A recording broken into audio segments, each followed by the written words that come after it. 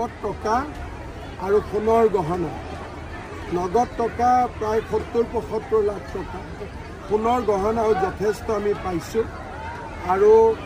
এই বিষয়াগৰাকীয়ে বৰপেটা মাটিৰ বহুত গণ্ডগোল কৰাৰ কাৰণে আজি আমি ৬ মাহৰ পৰা তেওঁৰ ওপৰত আমি গোপনে ইনকুৱাৰী কৰি আছিলোঁ যোৱাকালি ৰাতি তেওঁ এটা টুৰিষ্ট লজত আছিলে নহ'লে যোৱাকালি ৰাতি আমি পালোহেঁতেন আজি ৰাতিপুৱা ঘৰ গৈ পোৱাৰ লগে লগে তালাচী চলাই আৰু ইমান টকা পইচা ধৰাত পৰে